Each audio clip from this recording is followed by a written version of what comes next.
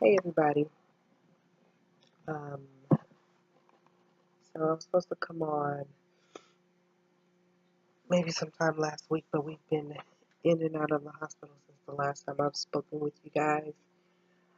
Now that we're home and settled, everyone from the head of the household to the last baby born is sick. Like stuffy noses, chest congestion. One of the infants is waking up. One of the twins is waking up now. That would be Damien Jr.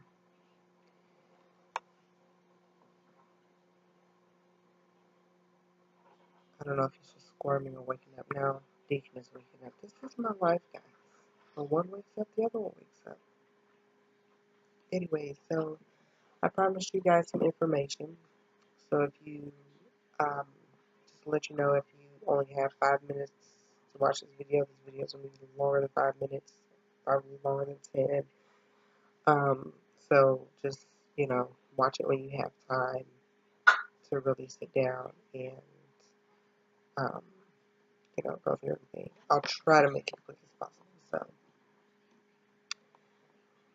I'm going to start with Deacon since he's a little less complex. Um, Deacon, okay, so well, they were born August 15, 2017. I believe that was on a Tuesday via C-section. Deacon, from pregnancy, we thought that he didn't have a kidney. They could never find his kidney. Once he was born, his kidney was found, but it was located in his pelvic area. So he has what they call a pelvic kidney. It functions so far. It functions fine. It's proper size, the whole shebang. And they found a hole in his heart. Once they found a hole in his heart, I was just like, come on. So because they were born early, um, that's typical for them to have a heart murmur. And typically it closes up within 24 hours after birth. And his did. Also, the I guess it would have been the pediatrician or the nurse. I think it was the pediatrician who came in and did his one of his exams. She couldn't find the red retina in his eyes. So we were facing the possibility of him having cataracts. Um, and then what else? I think that was it for him. Yes, that was it. So I took him to the pediatrician, his normal pediatrician, not the one that was in the hospital. Took him to his pediatrician, and thank God it was probably about a week later, his pediatrician was able to find the red retina. So I was super excited about that. In cases like that, a mild case, the child would need glasses when they grow up. A severe case is the cataract and removing of the cataract and the whole shebang. So we don't have to go through that. He's fine. So I thought. About 3 weeks into birth, um, Deacon started projectile vomiting. I think I've mentioned this before with Kennedy doing it, but now I can totally see the difference between vomiting and projective vomiting. Damien Jr. is slowly waking up. So, and the difference is when Kennedy was doing it, hers was more so like, here's my mouth. Hers would probably come out maybe to here and then just kind of ooze out. It was just like, and then ooze out. To me, hers was more so forceful, forceful vomiting, because it's almost like with a hiccup and then it just come out. Deacon's was like, and then it would go down and just splat everywhere. Not only that, but it was Kennedy.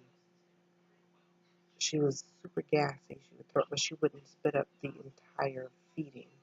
Deacon was spitting up, like if he ate 3 ounces, he was spitting up about 2.75 of the ounces, and then he was hungry. So feed him again, because I mean, he threw up everything. I didn't know what else to do. I tried to pull back on ounces. You know, I was like, okay, maybe I'm feeding him too much. So it was 3 ounces. We went down to 2, from 2 to 1. I mean, like, at that point, I was just like, at this point, you can't. How is he surviving on 1 ounce? It's not like he's 2 days old anymore. He had got to the point where he was dehydrated. Um, so let me back up. Irma was supposed to hit the Carolinas, and my in-laws are in Hawaii. Not Hawaii. Oh, Lord, that would actually be really fun. They're in Ohio. So we decided to drive up to Ohio just in case, because everything that's going on with Damien Jr., we just didn't want to deal with not being without lights or anything in a storm. So anyway, while we were in Ohio, he just started getting progressively worse to the point where we were back on Deacon, to the point where he got dehydrated. We took him to Nationwide Children's Hospital, and they ran a series of tests on him, and he ended up having pyloric stenosis. Pyloric stenosis is basically, so you have your esophagus, then your stomach muscle, and then below the stomach muscle is your pyloric muscle. And then it kind of drains into your intestines and all that. I feel like I'm a doctor or nurse. I've learned so much. So typically with the pyloric muscle, when you have pyloric stenosis, you have opening probably like this. So it's not allowing food to go through. So it comes back, it's forced back up, creating projectile vomiting. So what they did, they went into, they put a camera in his belly button. They made 2 incisions on each side of the belly button to open it up. So they cut a slit on this side and that side to open up the muscle so that it could look like this. Now we have food passing through. Now he can eat regular. Well, so we thought. So he threw up in the hospital. Let me think. He threw up in the hospital the day before we left and then the day we left. And they told us, they said, you know, it's normal for them to vomit because the muscle is still kind of spazzing and it's trying to heal. We were in the hospital for about 3 days. But then it started getting worse once we got home. And I was like, I don't think it's the muscle spasm. So we came back to Charlotte, and it started getting even worse. At this point, it was shooting even further out than it was before. So we took him to a hospital here, and they kept saying, oh, you know, I think just give him some time. And I was like, no, I know my son at this point, he's getting dehydrated again, like, and he's lethargic. He had 0 energy. That would be Damien Jr. I'm going to grab him, and then I'll finish this video in a bit. Right? No? He's back down. So, it won't be long. What was I saying? So, they did a barium test on him in Charlotte, and it came back, the first one came back normal. And they said, let's just pull him back on his ounces. So this entire time, I think I was in the hospital for maybe 2 or 3 days. Pulled him back on his ounces. And he just kept getting progressively worse. And I'm like, there's something wrong with him. Can y'all please do another test? Like something's not right. So they did another test, another barium test. The first barium test, I actually saw it on the screen. And you can see the barium, which is a thick white liquid. The barium went down smoothly, and once it got to the pyloric muscle, it would go down, but just go down slowly. It was open, but it wasn't letting all of it go through. So that's why they told us just to give it time to heal. And I'm just like, no, just something in me that was just like, nah, it ain't supposed to look like this. So while we were in the hospital, I was there around about day 3. At that point, I just told the doctor, I just feel like something is wrong. Is there a milk protein allergy? Does he have lactose intolerance to milk? Um, something else is going on because this shouldn't happen. He said, well, recurring pyloric stenosis happens, but it's only in 1% of babies. And I'm like, well, maybe my child is a 1%, but something isn't right. So he said, we'll do another test. So they did another test that following morning. And at that point, the pyloric muscle was just damn near closed. I saw the difference between that one. I never saw his original in Ohio. My husband went back for that one because I was with the other twin in the waiting room. So the one in Charlotte, I saw the difference between the first one and the second one.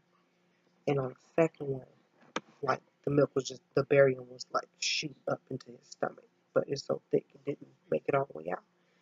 So it would like go down his esophagus and made it to the stomach, and as soon as it hit the pyloric muscle, it would shoot back up, shoot back up. And I'm like, yo, I knew something was wrong. So then the doctor looked at the images and he said he has recurrent pyloric stenosis, or it could be that the previous doctor didn't do the job properly.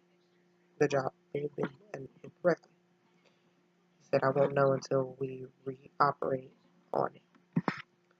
So they reoperated on him, and the original holes were not open up enough. And apparently they didn't go deep enough in the hole to open it up. So when the muscle was healing and growing back, it closed back even tighter. So Deacon has had 2 surgeries in the 4 weeks that he has been on this earth. So that's Deacon. So far that's it. I'm praying that's it. Now pyloric stenosis, I thought once the surgery was done, that was all he had to deal with. But apparently pyloric stenosis is something that you deal with throughout the course of your life. Nothing too extreme, but if you don't have the right diet, acid reflux is terrible. You could have vomiting episodes for whatever reason, and just different kind of stomach cramps and pains from eating terrible, terrible food. So I guess that's a good thing. It kind of forces the family to get on a healthy regimen so that he could be healthy. So yeah, so I was just under the impression that it was more so a condition and not an actual disease, but apparently they consider it a disease. So we just have to watch his diet, and just understand that he could have vomiting episodes when he gets older, um, especially if he's not. They're limited if he's eating healthy. That's Deacon. Um, Now we're on to Damien Jr. We also call him Bishop, so I will be referring to him from now on as Bishop. That way the whole Deacon Damien thing won't get confused. I'm the mother. I was getting confused. The father was getting confused when we were talking about the entire health situation. So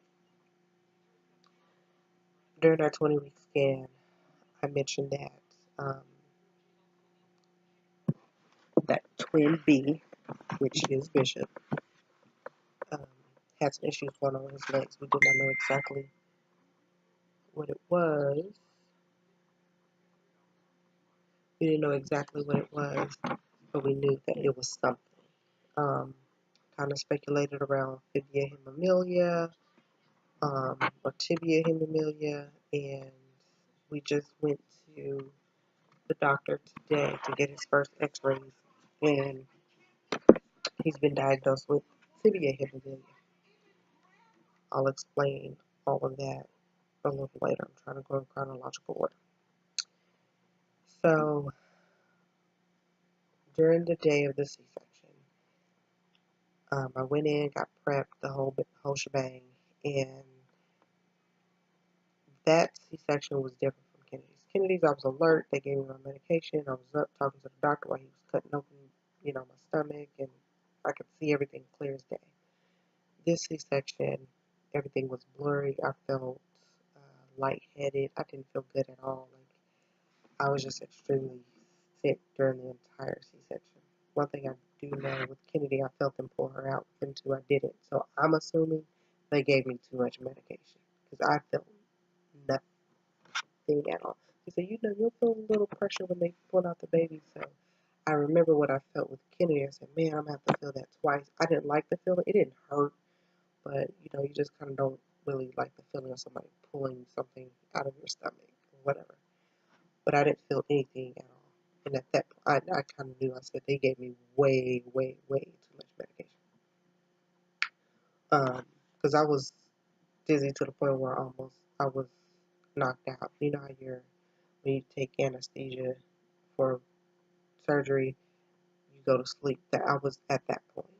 I don't know what they gave me, and I've been having backaches ever since. With Kennedy, I was good to go. So, anyways, what was I talking about? So after the C-section, they pulled them out, pulled both of the twins out. I went to told me up, went to the recovery room. I remember breastfeeding both babies. I remember both babies, they were already swaddled, and I had both of them just, like this, breastfeeding them. Now, it's so chaotic with one baby in nurses in and out of your room. Can you just imagine with two? So, it was so chaotic in there. I'd never changed a diaper. I didn't do anything with my kids. Like, even when they take them away to go give them a wipe up in the bath and the whole, I didn't do anything with them like I did with Kennedy. I didn't change not one diaper maybe until day 3 of being in the hospital. This is even after we found out everything. So, like I said, I was breastfeeding both babies. Everything went fine. I gave birth around, I would say around 3, 4 o'clock. So everything was going fine. And around 3 in the morning, 3 or 4 o'clock in the morning, Bishop stopped eating. He would latch on, but you know how they latch on, they eat and then they kind of fall asleep. He was doing that. I figured it was normal because he still had the boob in his mouth, but he would just fall asleep. And then I noticed he wasn't sucking. Around 6 o'clock in the morning, I noticed he wasn't sucking. And at that point, I would say around 8 or 9 o'clock in the morning, he wasn't latching on at all. Like, he just didn't want to eat anything. Then my mom, I believe, went to change his diaper, and she was just like, his stomach looks swollen. And I looked, once again, I had never changed a diaper. So I don't know what his stomach looked like prior to that. I had nothing to compare. She said, it looks a little swollen. And I said, looks like I thought you just had a pot belly, So she called the nurse in there. And the nurse said, it could be, because they were tiny. Well, he was tiny. He was 4 pounds. And Deacon was 6 pounds. So she said, well, he is kind of small. It could be, his liver or something. But she said, I'm not a doctor. I don't know. I'll just call the pediatrician in to come do his exam. She was already going to do his exam anyway because they do their rounds. So when the pediatrician came in, she started asking questions. She said, when's the last time he ate? I said, well, he didn't eat anything until, I said he stopped eating, I guess, technically, this morning around maybe 4 o'clock in the morning. I said he was latching on, but he wasn't really eating anything. I said, and for some reason, his stomach is swollen. My mom thinks his stomach is swollen. I said, I don't know. I didn't have anything to compare because I never really opened up his swaddle. I never changed his diaper or anything. So she started kind of feeling around. It was her and I believe 2 nurses. And she said, well, when's the last time he had a stool? She said, has he passed stool yet? I said, I don't know. I said, I haven't been paying attention. There's too much going on. Too many people in and out of the hospital room. And I'm dealing with 2 children. I don't know if he's pooped or not. At that point, she kept asking questions. And I'm like, well, what? I mean, like, what's going on. Like, she's just asking way too many questions. She said he hasn't passed stool yet. I'm like, no, I just told you I don't know. I'm assuming not. I have not changed any diapers. Um, so she said, well, we're going to take him um, down to the NICU. No, she didn't say NICU. She said, we're going to take him to the exam room because they have the nursery and then they have an exam room if they're giving like baby shots and all that. The whole bit. She said, we're going to take him to the exam room and give him a full exam. It's like, all right, at this point, something ain't right.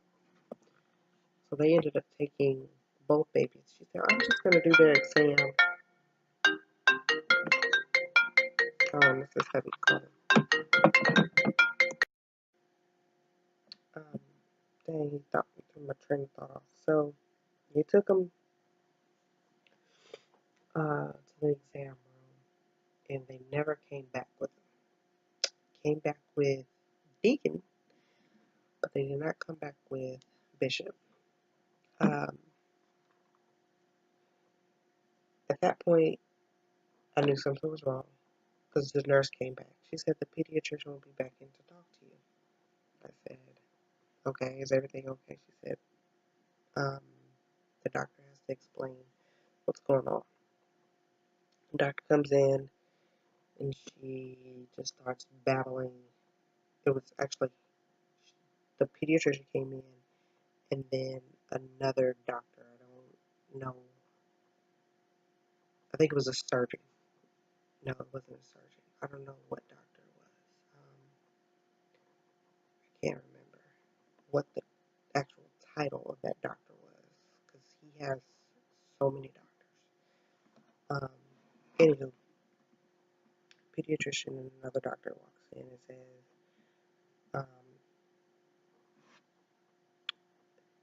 Bishop doesn't have a rectal cavity, an anal cavity is the word. So I'm just like, what does that mean? He was born with an anal rectal malformation known as imperforate anus. And at this point, I'm still like, what the does that mean? Because I haven't the slightest idea. So she said he was born without a butthole.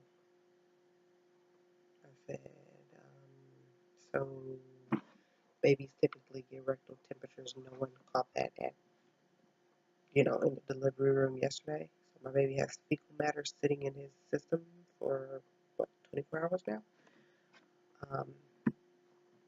So she just kind of started breaking down everything that happened, or everything that happens with that. It could be this, it could be that. Just listen the whole shebang. Like, it was so much information. I can't give it to you guys because I don't remember what it was. That's how much information it was. Everything was so hard for me to sink in. I was just bawling. I was crying. She said, we're prepping him for surgery. I'm like, well, I mean, damn, y'all could have brought him back in here so I could have kissed him, prayed over him, did the whole thing. Like, anyways. She said, we're prepping him for surgery to give him a colostomy. And I'm still sitting on the bed like, what is anal rectal malformation? Even though she's probably explained it at this point maybe 2 or 3 times, I still didn't understand what was going on. I hadn't seen what she was talking about. So she goes to, she tells me that they're prepping him for surgery. And at that point, she said, we'll allow you guys to go to the NICU to see him before surgery. She said, is there anything else other than his legs that you guys know of? And I said, no. She said, well, we'll test him for a couple of other things as well. At that point, they were testing Deacon just because they're twins, and that's how we found the kidney, the heart thing, and all of that. So we went down to the NICU, and that's when I didn't change his diaper. I just opened it. The nurse was standing there. I was just like, can I see? Not that I had to ask to see my own child, but I was just like, can I open his diaper before surgery? So I opened it and I looked at his butt, and when I tell y'all, I cried. I'm trying not to cry now. I'm not gonna cry now. I cried so hard because I had never heard of this. I'd never seen this. It was like, he already has leg issues. Why why is he going through this? It was just too much for me to handle.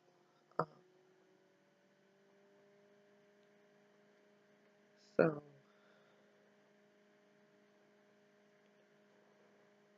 um, basically, in a nutshell, he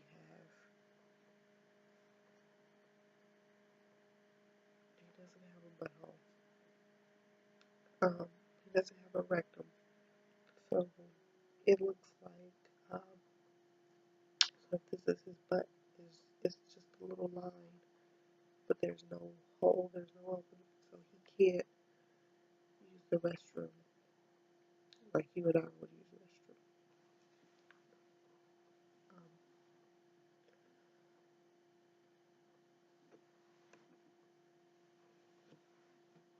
he had to have surgery at 3 days old to create a colostomy.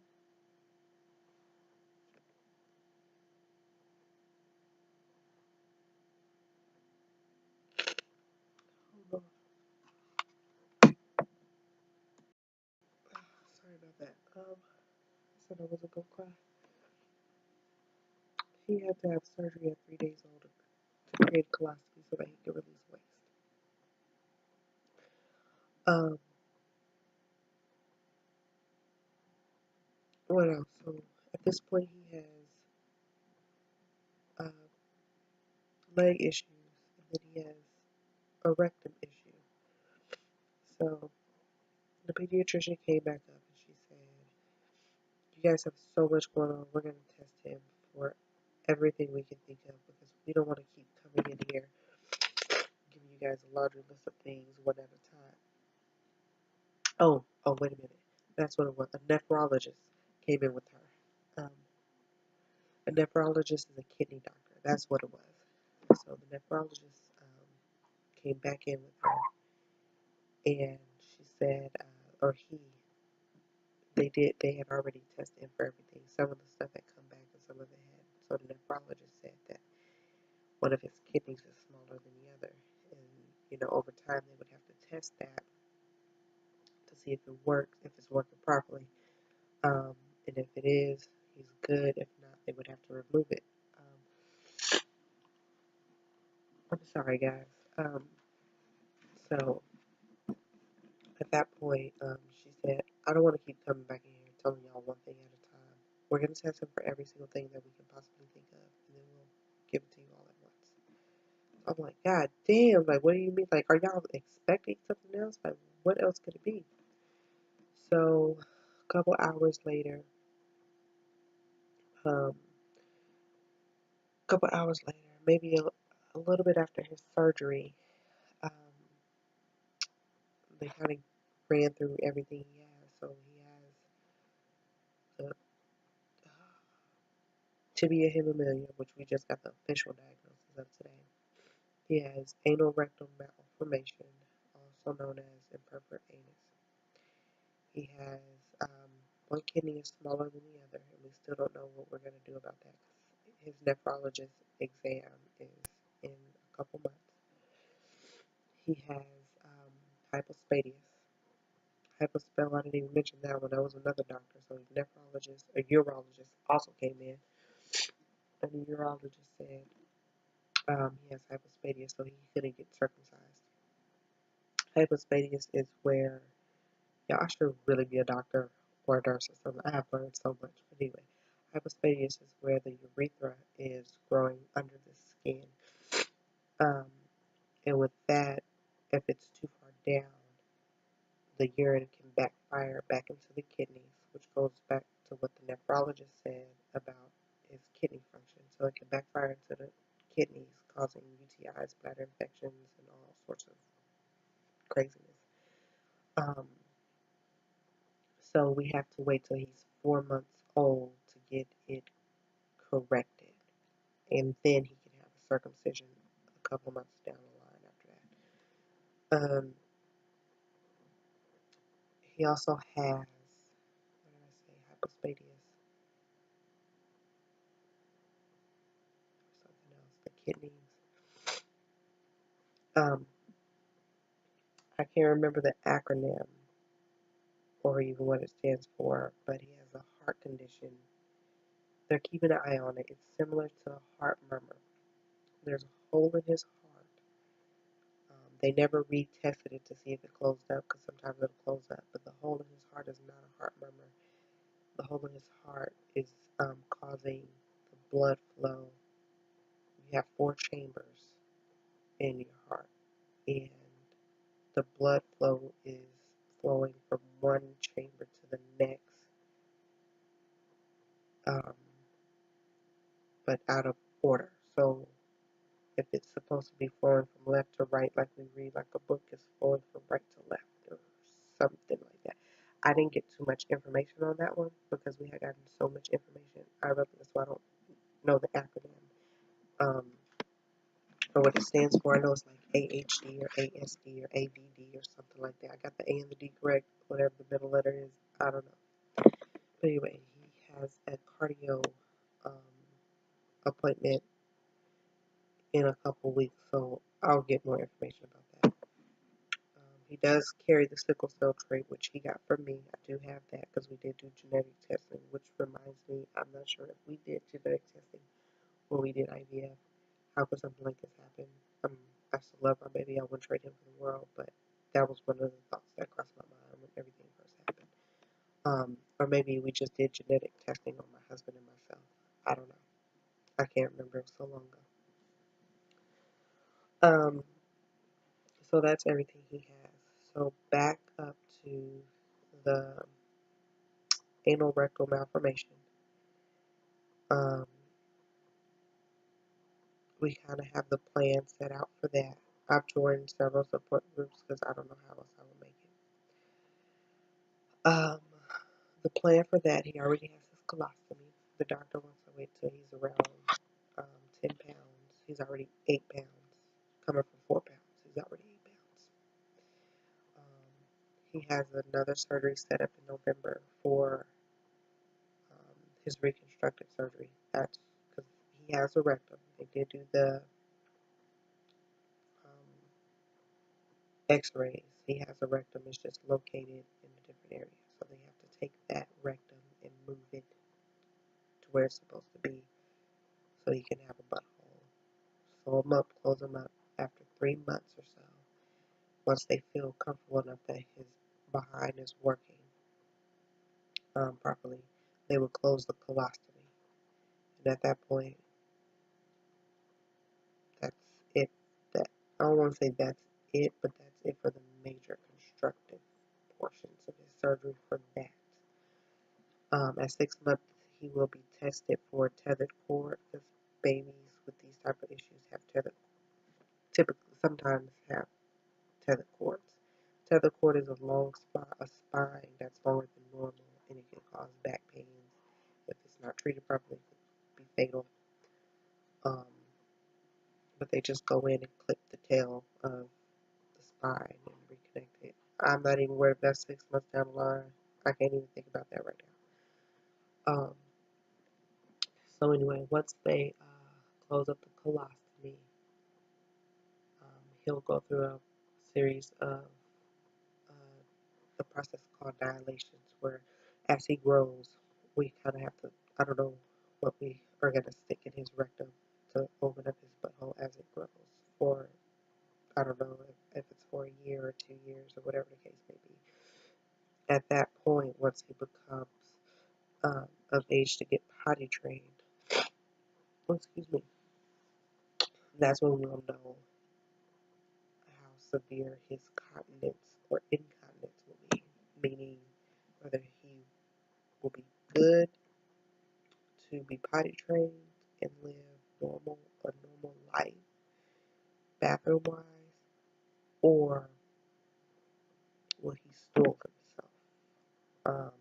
And if he has a lot of nerve and muscle damage in his butt, he is going to have medication so that he won't poop his pants for the rest of his life.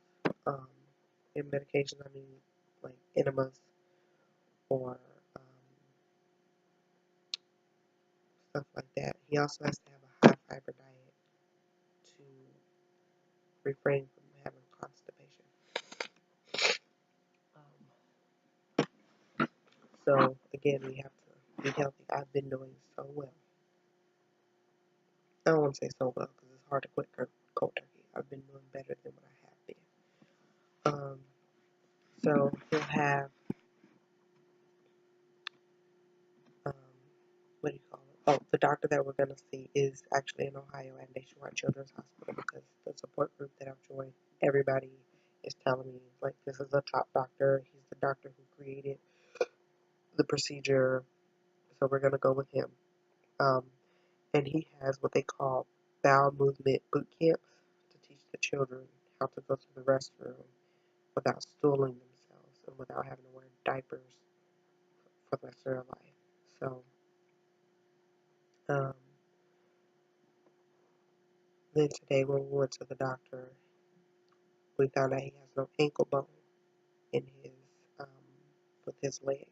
So with that being said, it's a high percent chance that he'll be an amputee,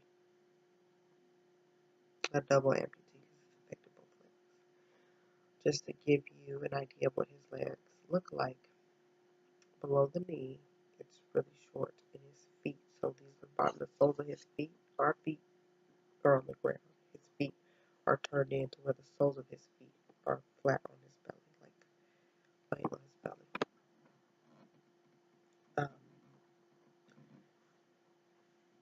So again, if I don't reply to people or make updated videos on the regular like I used to, just know that I'm dealing with a lot. I have my moments where I'm, positive. I'm like, you know what? There are so many kids with prosthetics. He's gonna be able to do everything that he wants to do. Then I say, even with a rectal malformation, at least he doesn't have a mental issue.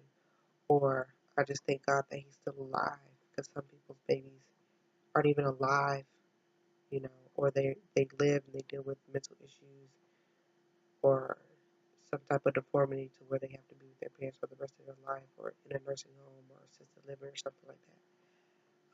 So I have those days where I look at it like that. Then I have my days where I'm just like, I want to take all his pain away, and I can't. And then I cry and I cry and I cry. And I just hold him. Sometimes I hold him in the middle of the night because although nowadays they have all of these exciting summer camps and boot camps and this and that for kids with prosthetics and kids with anal malformations, bullying is 1,000 times worse than what it was when I was growing up. We have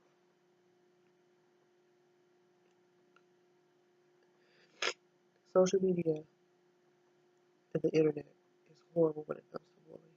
You can reach people across the world. I don't want him to. I don't want him to go through that. When we were bullied back in the day, it was probably the only people would know would be people in our classroom or people in our neighborhood. And I was already traumatized as a kid. Now it can reach thousands of people. And I just want to be there to protect him, but I know he has to grow up. And I can't protect him from everything. It's just not the way life works. Um, I wish I could protect him from everything, but I can't. I wish I could take his pain away, but I can't. If I could give my ankles to him so he could have limbs, I would. I would trade my rectum for his any day. But I can't. And as a mother, some days I can't be positive. Sometimes I think like, what if he looks at his brother and becomes jealous because his brother has limbs? He might say, why me? And I don't know what to do about that. I don't know how to help him. I don't know the things to way to help him.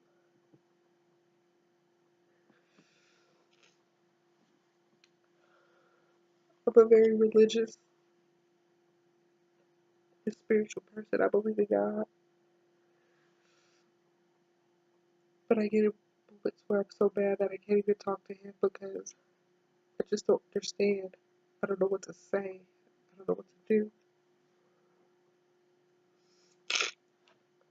Um,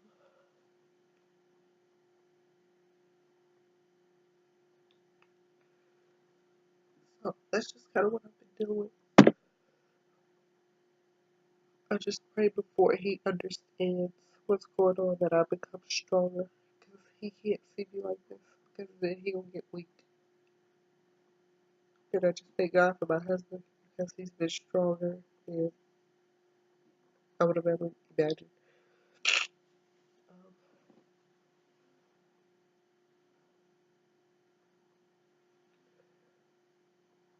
so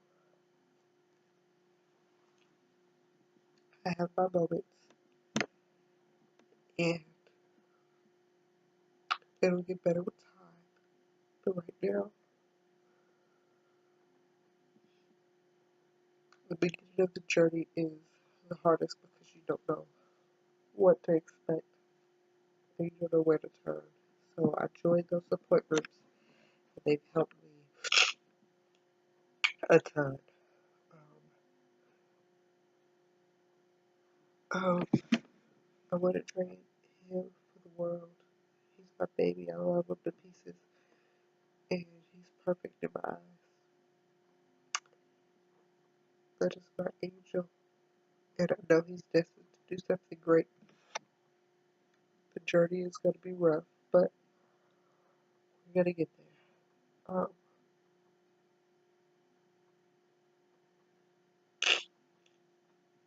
I'm sorry, y'all. So just keep me, my family, in your prayers. Uh, if you have any questions, I'm always here. Y'all know I'm an open book, and I'll try to answer to the best of my ability. Um, and I'll try to, respond. I think things are kind of settling down now that Deacon is out of the hospital. Things are kind of settling down for the most part. And, oh, give me 1 second.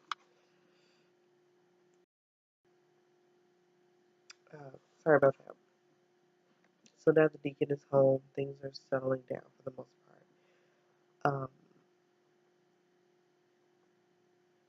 But what was I saying? I totally lost my train of thought. So, oh yeah, if you have any questions or anything, email me, text me. I know a lot of y'all been texting and stuff like that. So, um,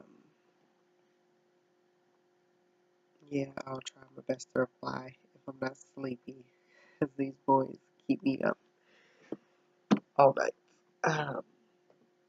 I will show a picture of them. I don't want to pick them up and wake them, but I will show a quick picture of them. Um,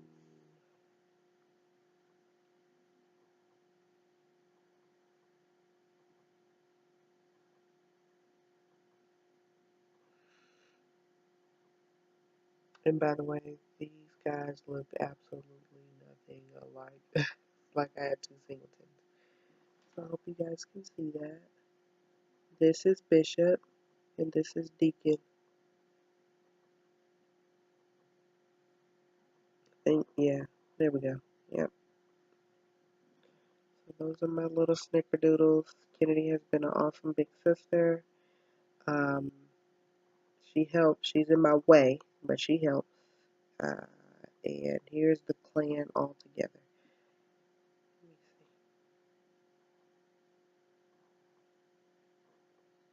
Here's the crew.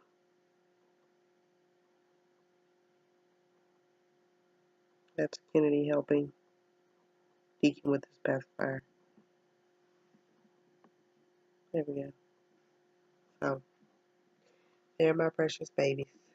Um, good Lord, I did not mean to break down on you guys, and yeah, this video has gone on long enough.